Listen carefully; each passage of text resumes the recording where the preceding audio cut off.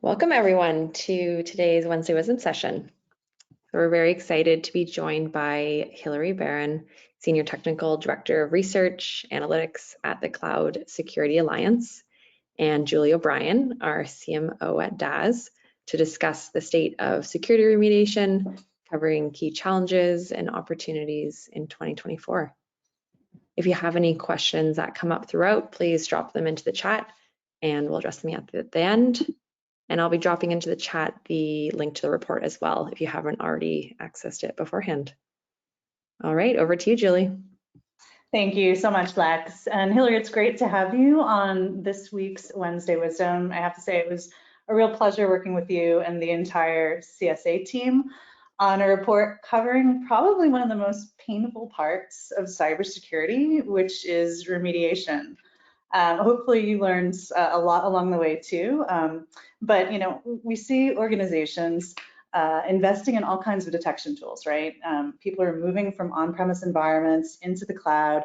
They have multi-cloud environments, they have hybrid cloud environments. They have the tools that they've invested in for on-premise, like Tenable and Qualys, but they've also started rolling out all kinds of detection tools like Wiz and Sneak and Orca, CrowdStrike, to try to keep themselves secure. And all of this data, all of these alerts have created a ton of noise, a ton of data for resource-constrained teams to have to deal with. And so, we as Dazz also wanted to understand just how painful remediation is for cybersecurity pros and how automation and AI can help. So I'd love to dive in with you. Sound good? That's great. Awesome. All right. So first of all, it's always helpful to know when you do a survey and you do a research report, who are you getting input from? So it'd be great if you could step through some of the demographics behind this report. Yeah, so demographics are maybe not the most interesting part of a survey, but definitely help us understand who we're talking about, who we can maybe generalize our findings to, and also maybe the lens through which they are responding to some of these questions, right? So in terms of region, the primary region that we were seeing is Americas, and that's going to be primarily the US. So a large part is kind of that based around what the US is saying, right? And then we have a slightly smaller portion, 17%, that's coming in from Europe, the Middle East, and Africa, and an even smaller percentage that's coming in from the APAC region. When we're talking about where these people are positioned within their organization, we're seeing the majority are coming in as managers, so about 44%. And then we have about kind of bookending both of those at the director level, a little bit higher up, and staff, we're seeing about equal numbers, about 20%. And then to a much lesser extent, but still very present, we have C-levels and executives that are coming in at about 13%. So that kind of gives you an idea of who's responding to this. In terms of organization size, we're looking at a lot of organizations that are under 1,000 employees, so more of that small to medium business. We do have a small percentage that's over 10,000, but largely what we're looking at is some of those smaller organizations. And then obviously with the survey being run through CSA, we have a lot of folks that are in the tech space. That's primarily our audience, but we do have a fair representation of some of the more regulated industries, so financial services, healthcare. We also have some folks in utilities as well. So we do see a little bit of diversity there, but looking largely at tech folks. Awesome. Thanks for running us through that. And it was great to see, over 2,000 responses. So just like a really strong sample statistically as well. Okay, yeah. So let's get into the first finding, which was around visibility. Can you step through some of the things that you discovered as you were probing around the question of visibility? Yeah, and I think visibility is one of those things that we kind of have known since we started getting into cloud computing, that visibility has always been this challenge. I think what was surprising here is that really only 23% of organizations are really feeling solid. They're feeling like they have full visibility into their cloud environments. That means that we're leaving about 77% of folks that are kind of falling behind. They're lacking clarity or transparency in some areas. And so this is still a struggle. We haven't quite nailed this. And I think part of that is that, you know, when we're talking about the environments that organizations are operating out of, they are getting more and more complex because we've got not only the use of cloud, we have multiple clouds. We also have on-prem. We also have the use of containers and serverless architectures within those environments. And then now we're adding in SaaS as well, which, I mean, that has been one that we hear a lot, that it's a struggle to kind of, you know, get uniform security, get visibility, just because there are so many, and they can really just like pop up in your environment really in a way that maybe other cloud environments you don't see as much. So I think that the fact that there is still an issue here isn't necessarily surprising, but I think it's something that we definitely have to keep our eye on because, you know, the kind of classic saying is you can't secure what you can't see. That's and right. So that definitely is applying still. And that can really result in, you know, security gaps. We're getting issues with compliance potentially there. And so it's just this, you're kind of getting a lot of complications with management and monitoring of these cloud environments. So I think what we're seeing here is definitely that there's a need for solutions that are helping us gain this visibility, but not just in one area, right? We need that kind of unified data source. We need to get a more comprehensive view, because that's the piece that we're really struggling with, is that overarching view. Yeah, this is very consistent with what we hear from our customers as well. Like, visibility is such an important first step in the remediation process. How do you know what's critical and where to focus your efforts if you literally cannot see what is critical through all the noise and all the data that's coming at you now? Which leads us to finding number 2. There's a lot of noise, false positives, duplicate alerts. So what did you find here? Yeah, and I think anecdotally, this is one of those things that we all kind of know, right? But then now we have numbers to really put to that. Like, this is actually a very complicated issue and a very a resource-intensive issue for a lot of our organizations. So 63% are saying this is moderate to significantly challenging with duplicate alerts. We're also seeing almost an equal number say, around 60% saying we're facing a similar struggle with false positives. And I think what this is really pointing to is that we are getting a lot of alerts, and we're going to end up with a lot of alert overload. And some of this might be because we have overlapping tools, right? Maybe there are some issues with kind of getting that integration. So we have a lot of tools kind of looking at this piece and this piece and this piece, but we're not necessarily getting that overarching view, once again, kind of tied to that issue of visibility. And unfortunately, with alert overload, a lot of times, you know, obviously we do want the alerts on some level, right? We want to know what's going on in our environment, but when we're getting all of this background noise, the static, that we're having to sift through, it's bogging down teams. So it also makes the alerts less effective, right? If I'm constantly getting these false positives, the next time I see an alert pop up, or the next time I see something in the queue, I'm not necessarily approaching it with the maybe the attention or the alertness that I would want to be, because I'm so used to getting false positives, or this is another alert on the same issue that, you know, Frank's already resolved, or whatever it is.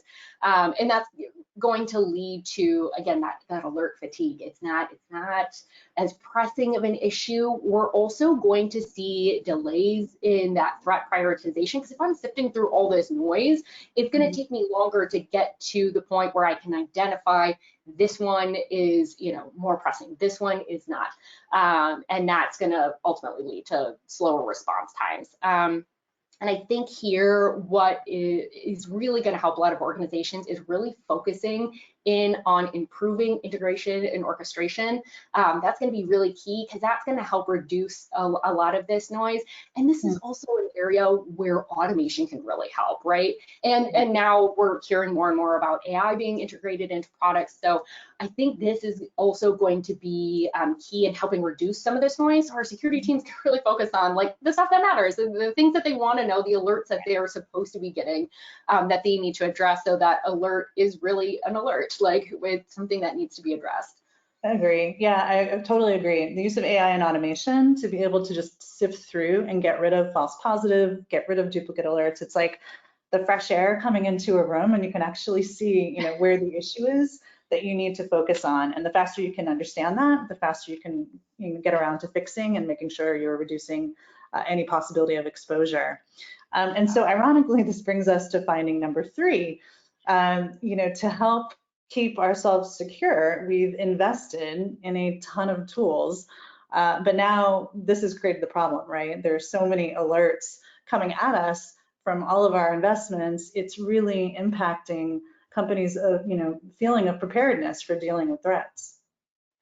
Yeah, I think you kind of nailed it there. We're seeing that alert overload because we are trying to do better, right? We're trying to implement tools that are going to help the security teams, but there's also this trade-off right now that seems to be happening where we're implementing lots of tools, but it's unfortunately contributing to some problems in some other areas.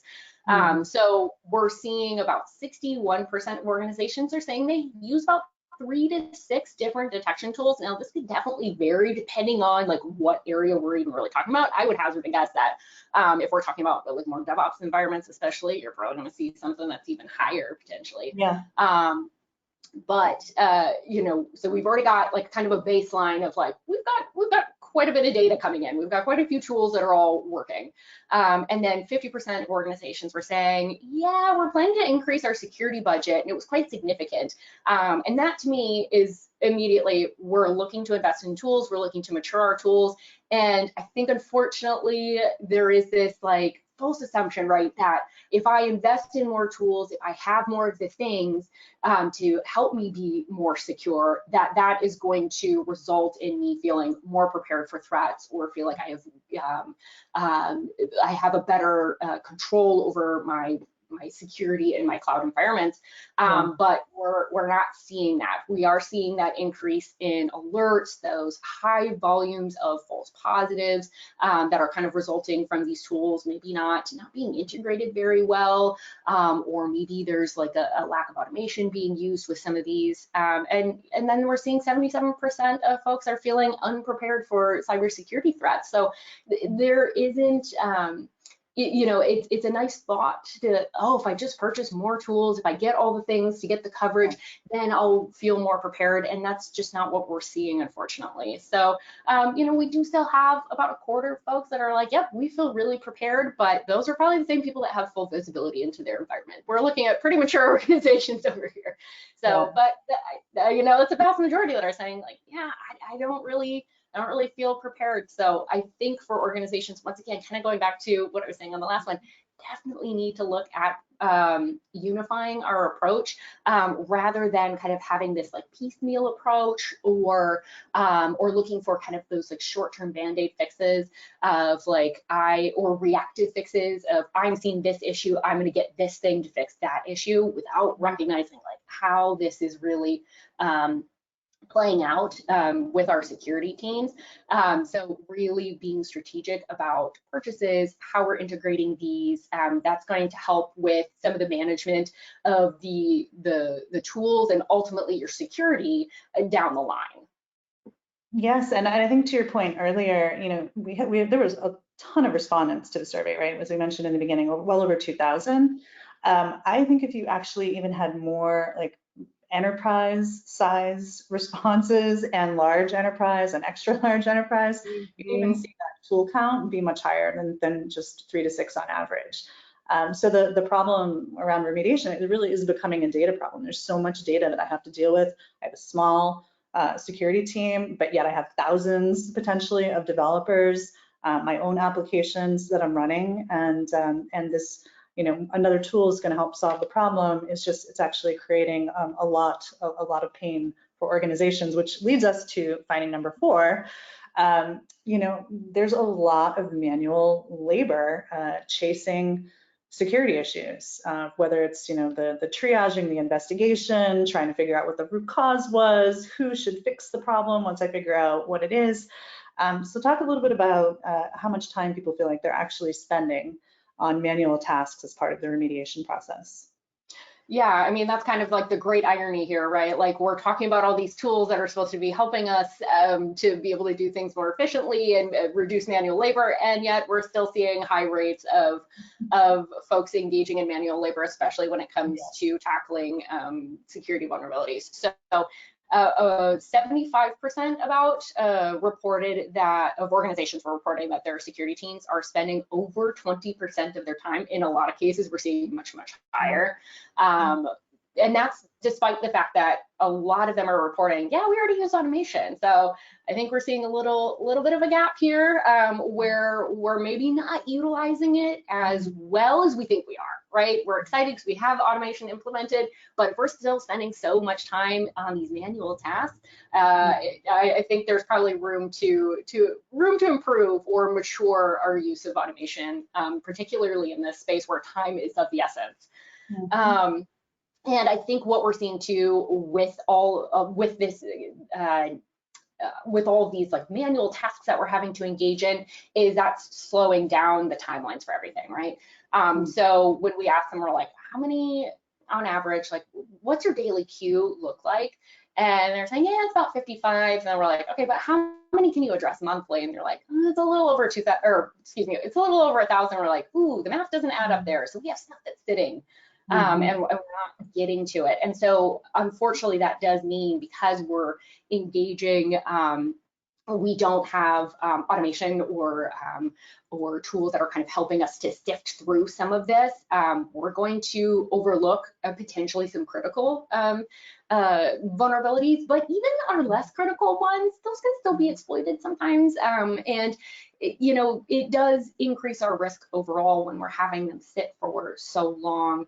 And I think, again, this kind of comes back to we need probably clearer role definition, who's doing what, look at more automation, as I said, that's going to help reduce down a lot of this, and then figure out how to optimize that workflow so that we can be more efficient, so we're spending less time on these manual tasks. That's definitely going to reduce this down and allow the tools to do a lot more of the heavy lifting so that we can focus on the things that we as security professionals want to be focusing on in the remediation process, like where we need the humans really involved. Yep. 100%. There was just also a report I read recently from the Google research team talking about how auto patching would be, even if you could just do 15% automated, you would save months of engineering time not having to do that manual labor themselves. So just even if you can apply smartly in the right places, you're bringing time back to your team to focus on more strategic security posture management initiatives, for example. So fully 100% agree. And as a result, and I think you touched on this, if you're spending so much time, chasing issues and potentially chasing the wrong issues, if you haven't dealt with false positives and duplicate alerts, then it's no surprise that it's also taking longer for you to get to things that matter and actually do those fixes. Yeah, so obviously, all these things that we're kind of talking about, the ultimate outcome is that we're seeing slow response times for vulnerabilities. And, as we keep saying, like time is of the essence a lot of times with the responding to these vulnerabilities to, reduce the time frame that we're at higher likelihood of a breach or at extending those risk periods. So we're seeing 18% say they're taking more than 4 days to address critical vulnerabilities. So when we're thinking about that in terms of organizations, that's about 1 in 5 that we were talking to. And then there was 3% that even admitted it's taking us 2 weeks to address some of these. So these are pretty large windows, especially when you think about how fast attackers can really move. And so these slow response times are definitely going to extend that. increase the likelihood of a breach. And, I don't want to contribute to kind of the like the fear factor in all of this, but it is something that we do need to take a hard look at. If we're taking 4 days for critical vulnerabilities, how long are we taking with everything else?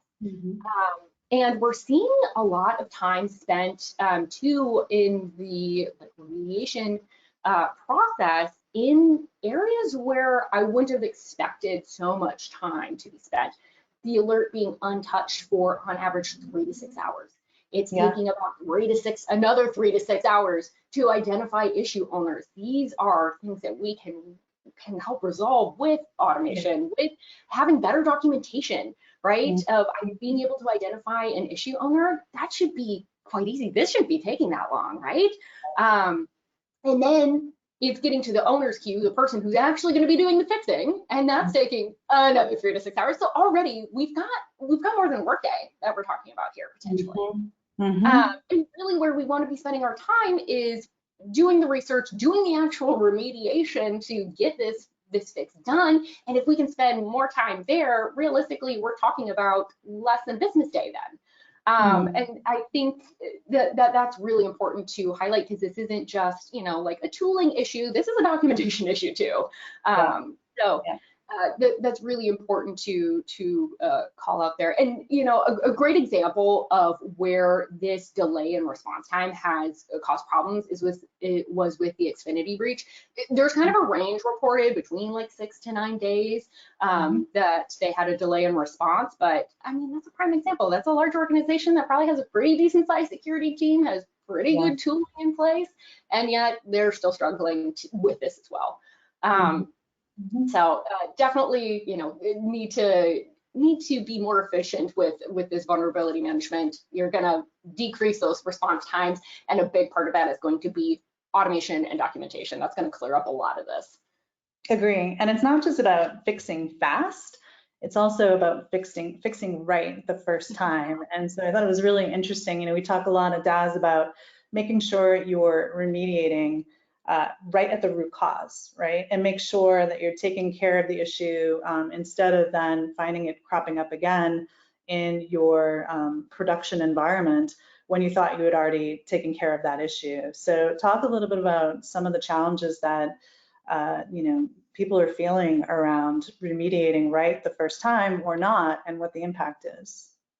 Yeah, we're seeing this kind of trickle down effect. We've got overloaded teams that are getting a lot of data. It's taking a while to implement all of these fixes to remediate.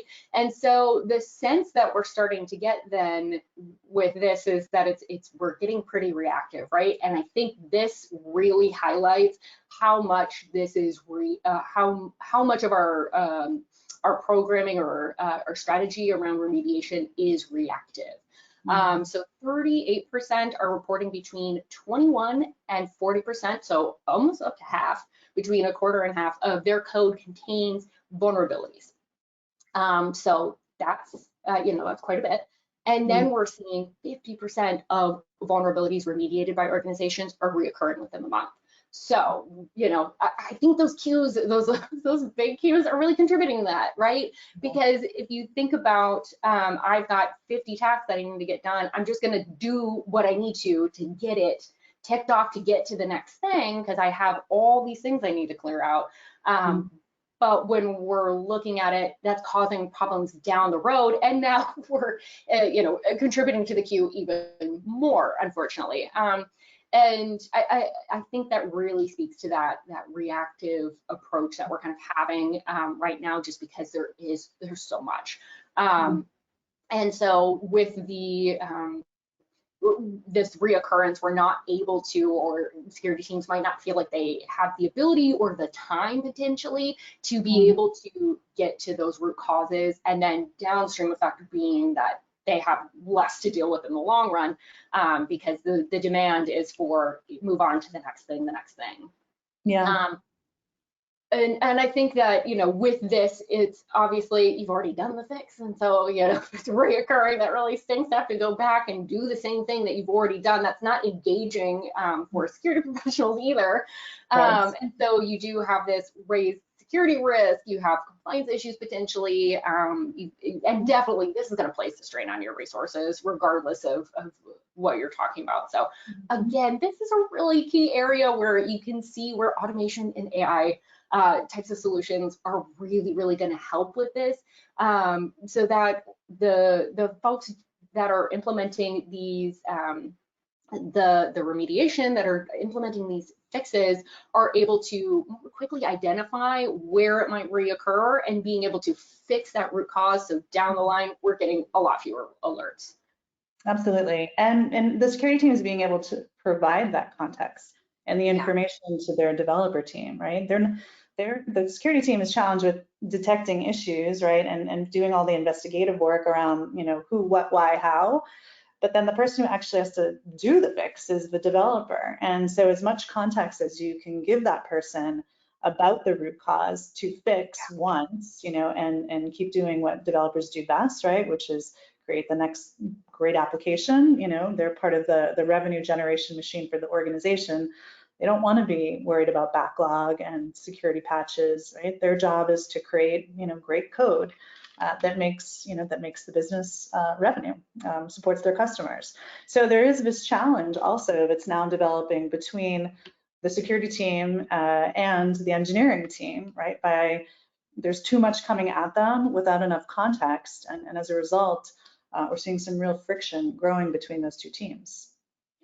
Yeah, and I think it's so unfortunate too, because we hear so much about like shift left and DevSecOps or SecDevOps, however you want to coin that, of really moving towards this this type of strategy. And part of that is the soft skills. It's the collaboration between the teams, and sometimes that I think that might be getting overlooked in our strategy. And this I think kind of highlights that, right?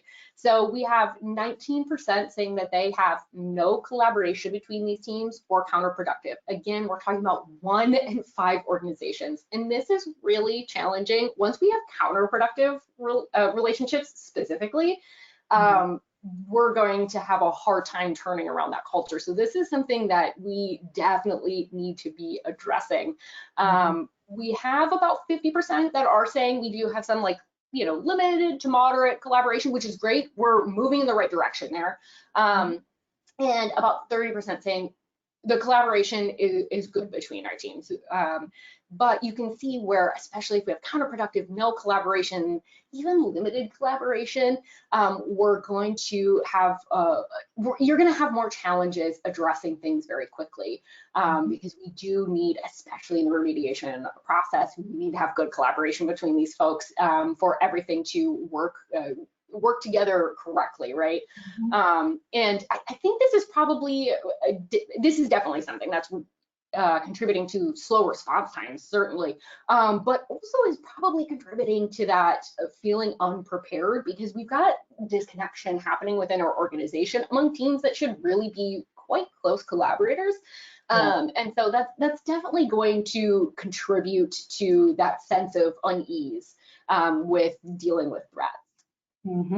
Yeah, and I think the developer needs to really trust the data that's coming from the security team too, right? Like if I tell my engineer, this is what I need you to fix and why, you want to make sure that information is really solid. And again, this is where AI and the devil's in the details are all about the data. If I can provide the right context with that root cause analysis, tell this engineer exactly, these are the lines that you need to fix, they'll be more efficient, they'll be more effective, and build that trust and better collaboration between the two teams. And if you can do that in the developer workflow, even better, so they don't have to log into another tool.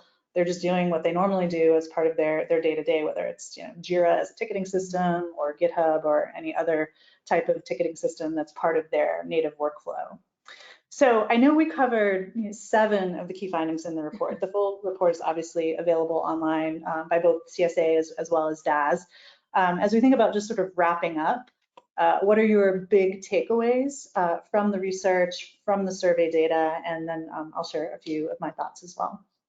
Yeah, I think there's really 3 things that we really saw here that are really important. One is there's lots of opportunities that we have to maximize our use of automation to look at, are we using it most effectively? Are we using it in all the areas that we can? And really look at some of those key areas in remediation where we're having these troubles of like, what can we offload onto automation? And also look at how we can unify this approach as well, so that we're seeing, you know, faster response times, we're seeing less of the reoccurring issues, decrease a lot of those alerts that are kind of bogging down our systems. A lot of that can be resolved through how we are utilizing our tools, right? I think kind of hand in hand with that too is the need to be more proactive. I think what we're seeing throughout these key findings was there is this reactive nature. We're seeing I'm having X issue, so I'm implementing X tool, and then that's not talking to this tool. And so down the line, we're seeing this downstream effect of all these issues that kind of compile unintentionally, right? We're doing this with the best of intentions, but I think this is a really a call to action for organizations. Reevaluate what our strategy is from a holistic perspective, not just what is this immediate issue. And if we can focus on the strategies, the tooling that can help us with that, we're going to have a better ability to address more of that root cause, be able to move more quickly, because we're not going to be having these unintentional consequences of and down the line, because we've thought through kind of like the bigger picture of how we're addressing remediation in our organizations.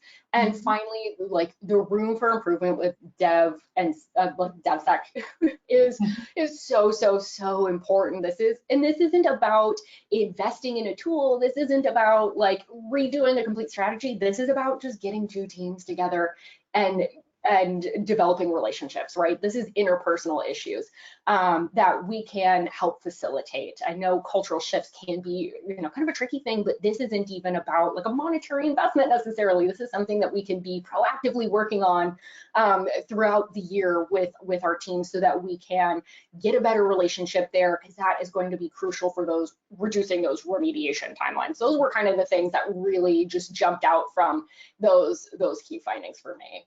Yeah, 100% agree. And that's exactly what we're hearing from customers who have started using the Dazz platform. Obviously, we're a sponsor, so we're really excited to hear, you know, how these issues are resonating in the market, because it is what we're hearing from our customers as well.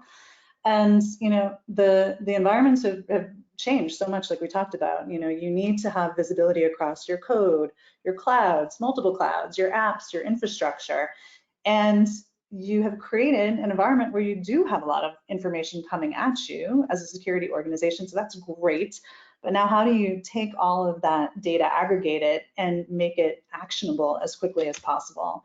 And if you can do that, and do that in a way that reduces friction working with your engineering counterparts, you're going to be that much more effective at reducing time to remediate issues, which helps you with your SLAs that you need to present to your board, your leadership team, to be able to make sure that you're reducing exposure and really focusing in on creating a much stronger security posture around application security in particular.